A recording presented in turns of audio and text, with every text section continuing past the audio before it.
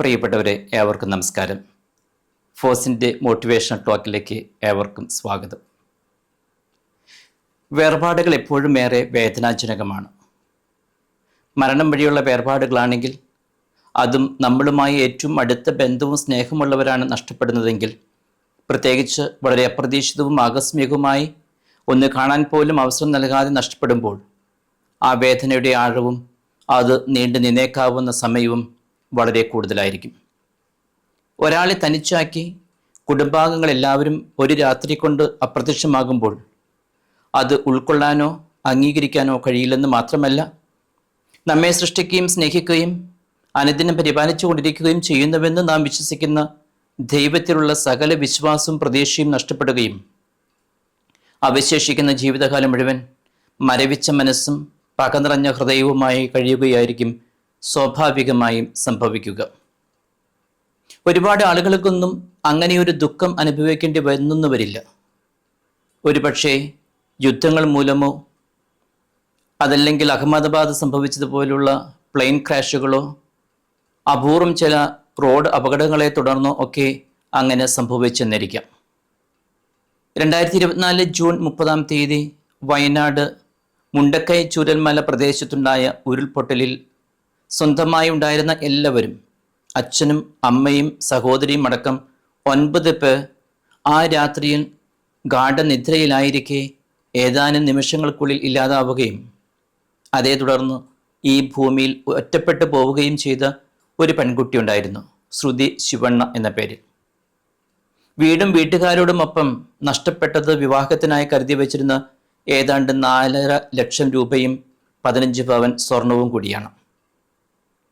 പ്രതീക്ഷിക്കാനും ആശ്വസിക്കുവാനും മണ്ണും വെള്ളവും ബാക്കി വെച്ചത് കുഞ്ഞുനാൾ തൊട്ട് അറിയുകയും പരസ്പരം ഇഷ്ടപ്പെടുകയും പ്രണയിക്കുകയും ചെയ്ത് വിവാഹം കഴിച്ച് ഒന്നായി തീരാൻ തീരുമാനിച്ചിരുന്ന കൂട്ടുകാരൻ ജെൻസൺ മാത്രമാണ്.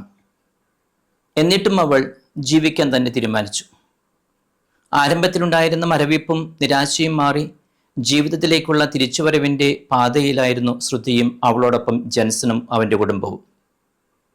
2 വിശ്വാസങ്ങളിലുള്ളവരായിരുന്നിട്ടും സ്ത്രീധനമായി, അങ്ങനെ ഒരു വാക്കുപയോഗിക്കാൻ പാടില്ലെന്നറിയാം, എങ്കിലും പറയുകയാണ്, സ്ത്രീധനമായി യാതൊന്നും കിട്ടില്ല എന്ന അവസ്ഥയായിരുന്നിട്ടും ആ പെൺകുട്ടിയുടെ കഴുത്തിൽ മിന്നുകെട്ടി ഒരു ജീവിതം കൊടുക്കാൻ ജെൻസനും അവൻ്റെ കുടുംബവും തീരുമാനിച്ചുറപ്പിച്ചിരിക്കുകയായിരുന്നു. അതിനായി മനസ്സുകൊണ്ട് പൊരുത്തപ്പെട്ട് അടുത്ത ഒരുക്കത്തിലായിരുന്നു അവളും അവളുടെ നിയുക്തവരനായ ജെൻസനും. വിധിക്ക് ഇത്രയൊക്കെ ക്രൂരത കാണിക്കാൻ കഴിയുമോ എന്ന് നമ്മെ കൊണ്ട് ചിന്തിപ്പിക്കും വിധം അവൾക്കുണ്ടായ അടുത്ത നഷ്ടം സ്വന്തം എന്ന് പറയാൻ ആകെ ഉണ്ടായിരുന്ന അവളുടെ നിയുക്ത വരനിലൂടെയായിരുന്നു. വിവാഹ നിശ്ചയം കഴിഞ്ഞിരിക്കെ ജെൻസനോടും ബന്ധുക്കളോടും ഒപ്പം ഒരു വാഹനത്തിൽ യാത്ര ചെയ്യവേ അവരുടെ വാൻ എതിരെ നിന്ന് വന്നിരുന്ന ബസ്സുമായി കൂട്ടിയിടിച്ചുണ്ടായ അപകടത്തെ തുടർന്ന് ജെൻസൺ മരണപ്പെടുകയും ശ്രുതിക്ക് കാലിന് ഒടിവ് സംഭവിക്കുകയും ചെയ്തു.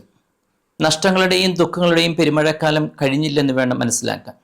ഈ ജീവിതത്തിൽ സ്വന്തം എന്ന് പറയാൻ ഇനി ആരും ഇല്ലാത്ത അവസ്ഥയിലായി ശ്രുതി.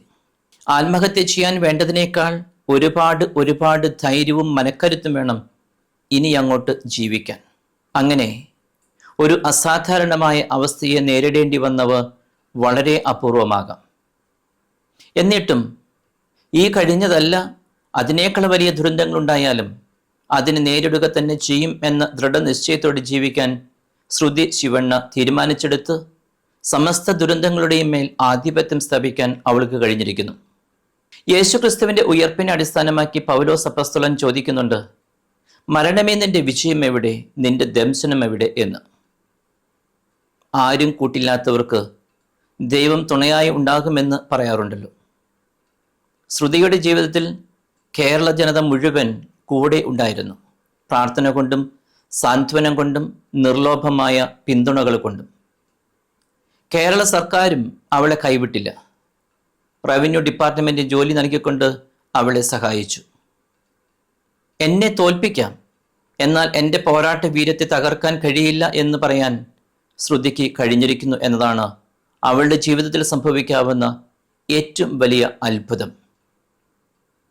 ഒരു മാധ്യമത്തിന് നൽകിയ ഇൻ്റർവ്യൂവിൽ ശ്രുതി പറഞ്ഞത്, ഞാൻ ഇപ്പോൾ വീണ്ടെടുക്കലിൻ്റെ വഴിയിലാണ് എന്നാണ്.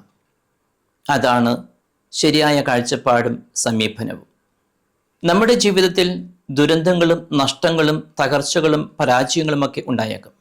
അത് സ്വാഭാവികം. ഉറ്റവരും ഉടയവരും ആകസ്മികമായി മരണപ്പെട്ടെന്ന് വരാം. അതൊന്നും നമ്മുടെ ആരുടെയും നിയന്ത്രണത്തിലുള്ള കാര്യങ്ങളല്ല. ചിലപ്പോൾ മരിക്കുന്നവരോടൊപ്പം കൂടെ മരിക്കാൻ എളുപ്പമായിരിക്കാം. പരാജയങ്ങൾ ഉണ്ടാകുമ്പോൾ തോൽവിയെ സംബന്ധിച്ച് മറ്റൊരു അവസരത്തിന് സാധ്യതയില്ല എന്ന് പറഞ്ഞ് മത്സരം തന്നെ ഉപേക്ഷിക്കുവാനും എളുപ്പമാണ്. പക്ഷേ എന്നെ തോൽപ്പിക്കാം, എന്നാൽ എൻ്റെ മനസ്സിനെ തകർക്കാൻ കഴിയില്ല എന്ന് പറയാൻ നമുക്ക് ഏവർക്കും കഴിയണം. ഓരോ പരാജയങ്ങൾക്ക് ശേഷവും വീണ്ടും പോരാടാൻ നാം തയ്യാറാകണം. എപ്പോഴാണ് വിജയവും ഭാഗ്യവുമൊക്കെ നമ്മെ തേടി വരികയെന്ന് പറയാൻ ആർക്കും കഴിയില്ല. മരുഭൂമിയുടെ നടുവിലും തെളിനീരിൻ്റെ ഉറവിടങ്ങളായ ചില മരീചികൾ ഉണ്ടാകുക സാധ്യമാണ്. വിജയിക്കുന്നത് വരെ പോരാടുക.